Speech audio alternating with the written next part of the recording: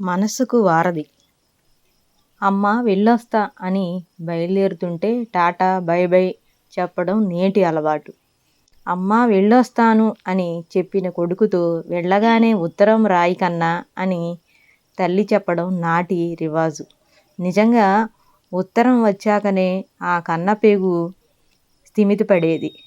ప్రియమైన అమ్మా నాన్నకు అంటూ మొదలయ్యే ఉత్తరంలో మమతానురాగాలు గుబాళించేవి.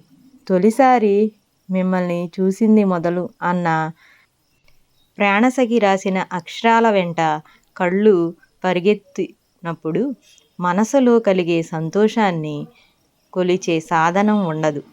నీ క్షేమ సమాచారం కోసం ఎదురు చూస్తూ అన్న ముగింపు వాక్యం ఆత్మీయంగా హృదయాన్ని స్పర్శించేది.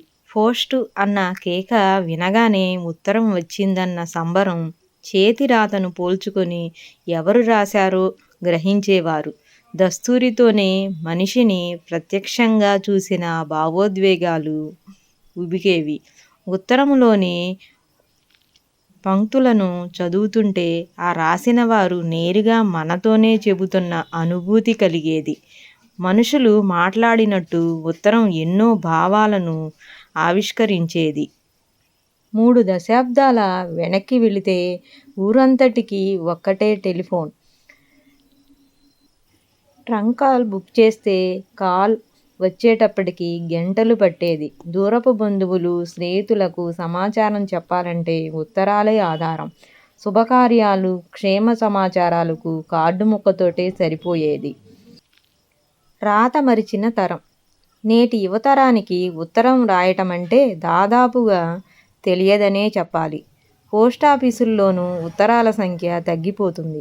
ఉత్తరాలు రాయని యువత గ్రీటింగ్ కార్డులు పంపేందుకు కొద్ది సంవత్సరాల క్రితం వరకు పోస్టాఫీస్ సేవలను అందుకునేది.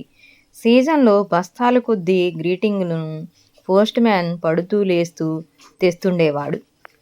తర్వాత సెల్ ఫోన్లో పిక్చర్ ఎన్ఎంఎస్లతో మొదలుపెట్టి ఇంటర్నెట్ వినియోగం పెరిగాక పైసా ఖర్చు లేకుండా గ్రీటింగ్ కార్డులను పంపారు.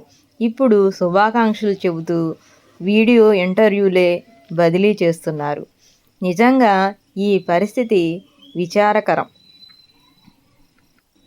ఆ మాధుర్యమే వేరు.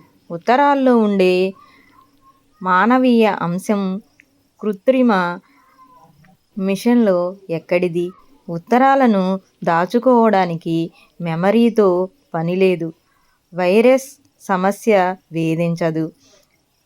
వ్యక్తులు దూరమైన వారి ఉత్తరాల్లోని మాధుర్యం చెక్కుచెదరదు. మళ్ళీ చదువుకొని ఆనందించే అవకాశం ఉంటుంది.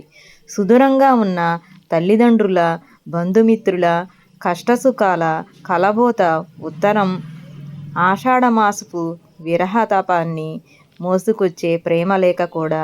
పురుషుడు కోసం పుట్టింట్లో ఉన్న భార్యకు ధైర్యం చెప్పేది.